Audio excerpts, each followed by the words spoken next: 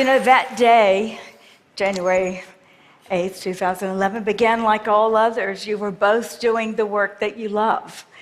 You were meeting with constituents, which is something that you love doing as a congresswoman. And Mark, you were happily preparing for your next space shuttle.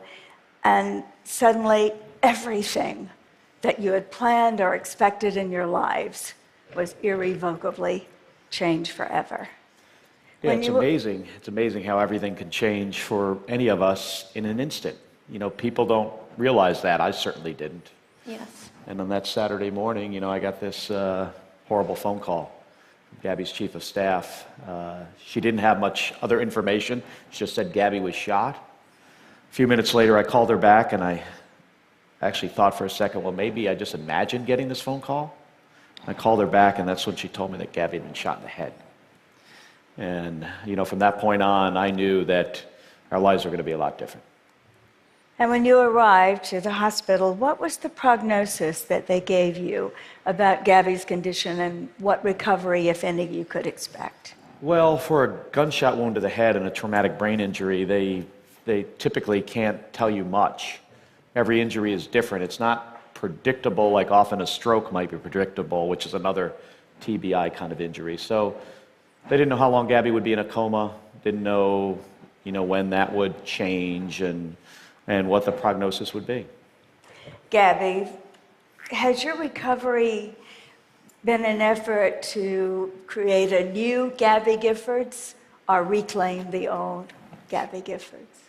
The new one, better, stronger, tougher. I have to say, you know, when you look at the picture behind us, to come back from that kind of injury and come back strong and stronger than ever is a really tough thing to do. I don't know anybody that's as tough as my wonderful wife right here. And what were the first signs that recovery was not only going to be possible, but you were going to have some semblance of the life that you and Gabby had planned? Well, the first thing for me was, you know, Gabby was still kind of almost unconscious, but she did something when she was in the ICU hospital bed that she used to do when we might be out to dinner at a restaurant, and that she pulled my ring off and she flipped it from one finger to the next. And at that point, I knew that she was still in there. And there were certain words, too. Didn't she surprise you with words in the beginning? Well, it was tough in the beginning. What? Chicken, chicken, chicken. Yeah, that was it. For the first, month. That chicken, was chicken. the extent of Gabby's vocabulary. For some reason, she has aphasia, which is this difficulty with communication.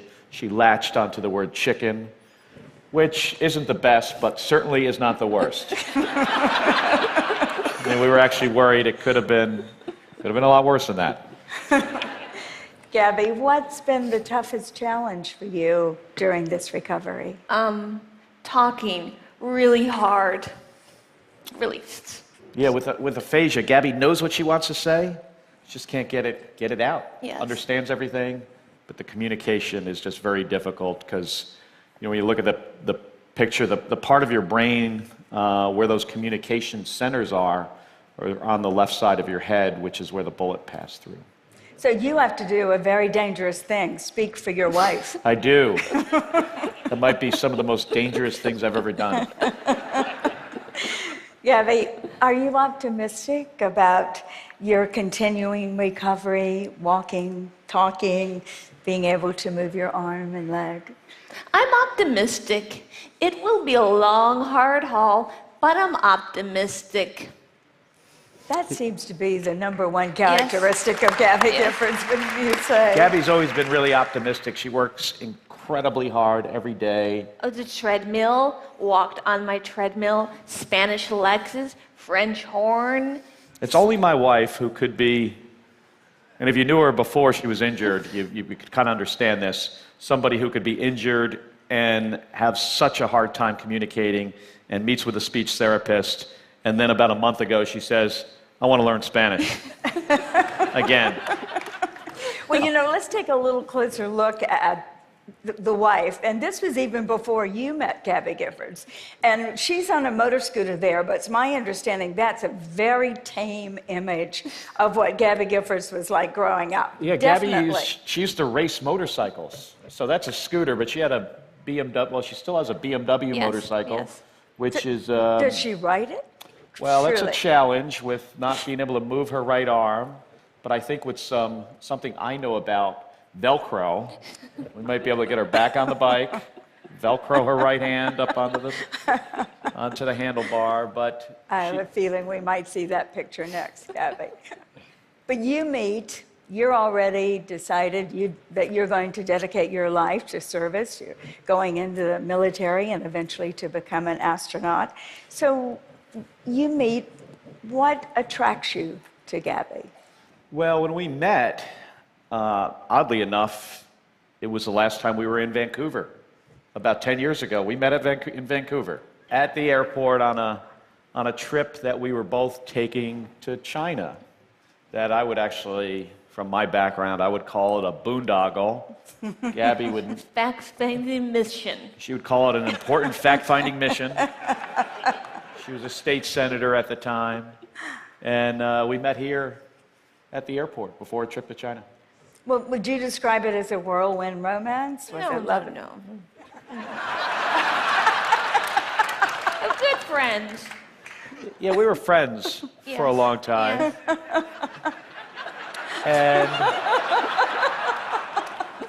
And then she invited me on about a year or so later, she invited me on a date. Where did we go, Gabby? Death row. Yes. Our first date was to death row at the Florence State Prison in Arizona, which was in Gabby's, or just outside Gabby's state Senate district. She was, they were working on some legislation that had to do with crime and punishment and capital punishment in the state of Arizona, so she couldn't get anybody else to go with her. And I'm like, of course I want to go to death row.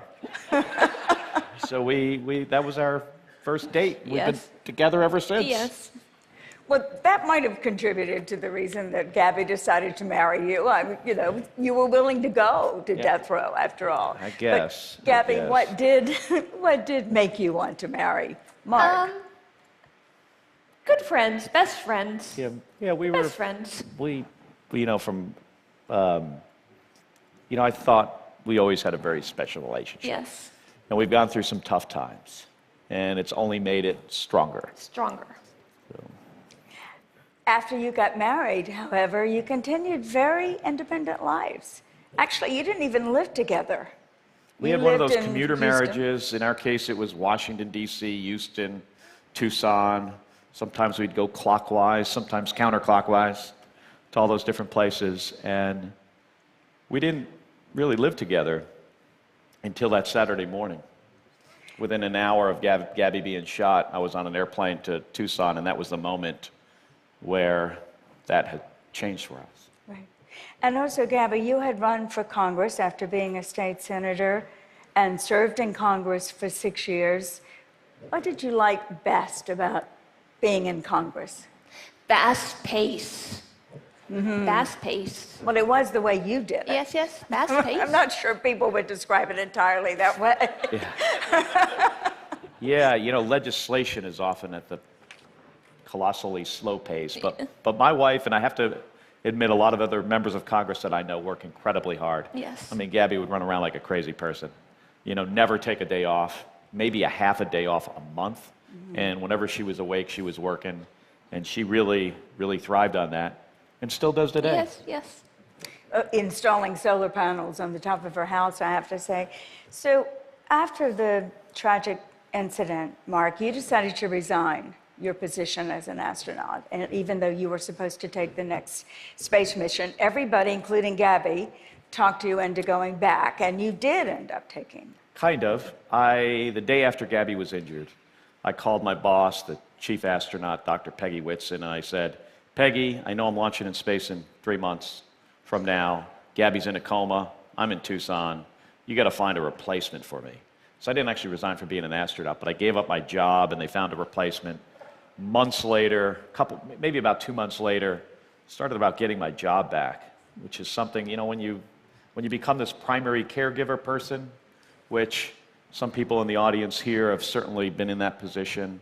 It's a challenging role, but at some point you got to figure out when you're going to get your life back. And at the time, I couldn't ask Gabby if she wanted me to go fly on the space shuttle again. But I knew she was... Yes. Yeah, she was the biggest supporter of my career, and I knew it was the right thing to do.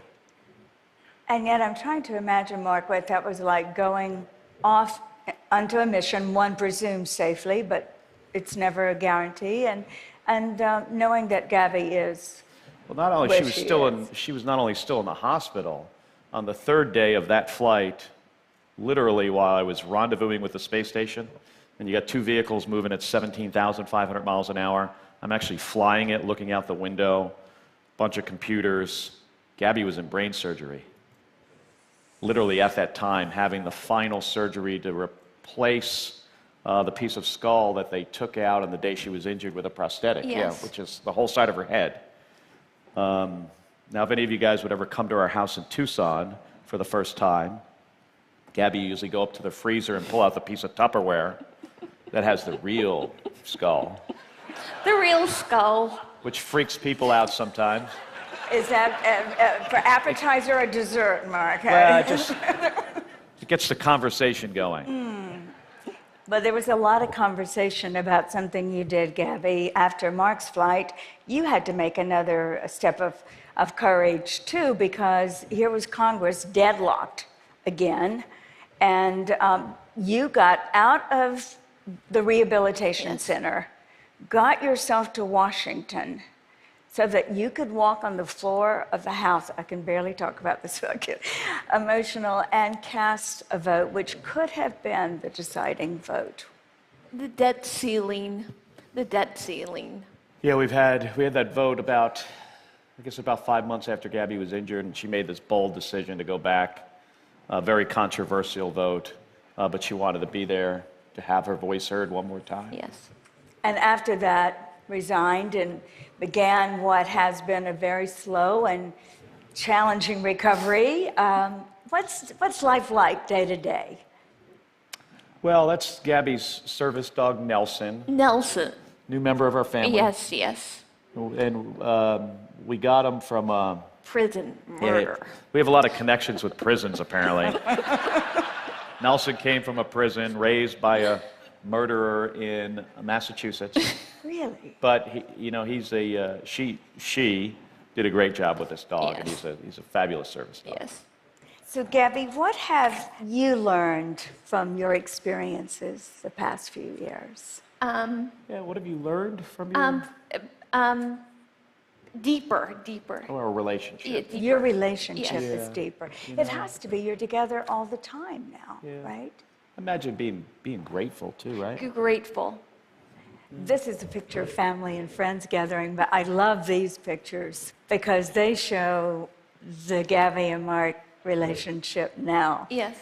And you describe it, Gabby, over and over, as deeper Yes. on so many levels, yes? I think when something tragic happens in a family, it can pull people together. This is us watching the space shuttle fly over Tucson, Space Shuttle Endeavour, the one that I was the commander on its last flight, on its final flight on top of an airplane on a 747 on its way to LA. NASA was kind enough to have it fly over Tucson. And of course, the two of you go through these challenges of a slow and difficult recovery. And yet, Gabby, how do you maintain your optimism and positive outlook? I want to make the world a better place.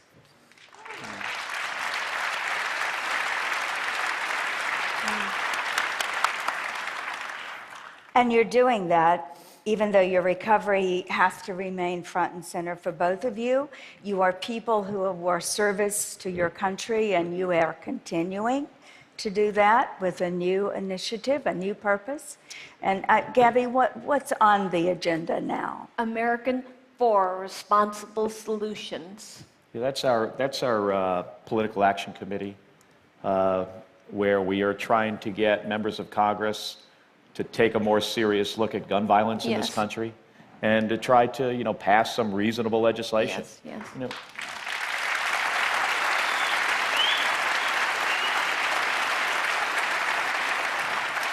This affected us very personally, but it wasn't what happened to Gabby that got us involved. It was really the 20 murdered first graders and kindergartners in Newtown, Connecticut, and the response that we saw afterwards where, look what's happened so far. So far, the national response has been pretty much to do nothing.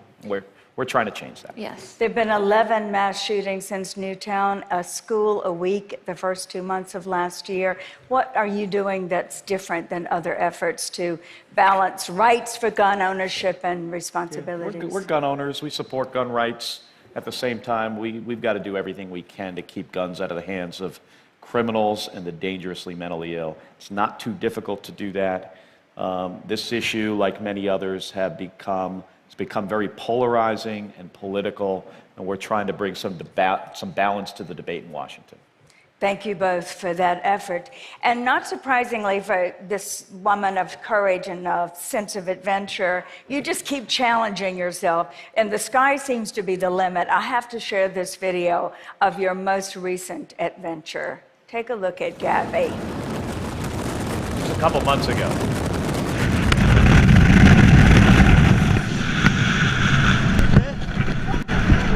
Yes, gorgeous. Nice job, you did great. Good stuff. Gorgeous.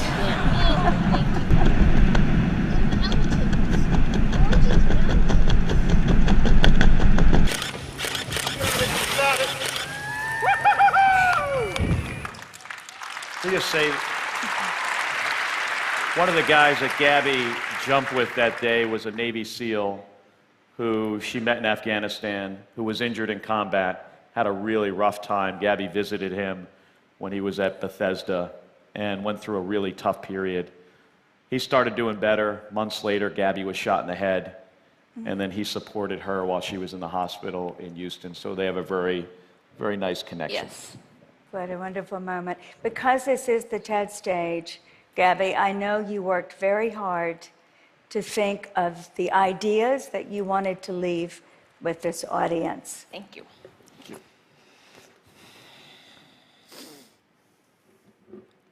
Hello, everyone. Thank you for inviting us here today. It's been a long, hard haul, but I'm getting better.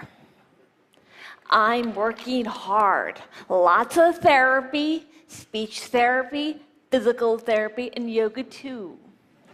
But my spirit's strong as ever. I'm still fighting to make the world a better place, and you can too. Get involved with your community. Be a leader, set an example. Be passionate, be courageous, be your best. Thank you very much. Thank you. Thank you. Thank you.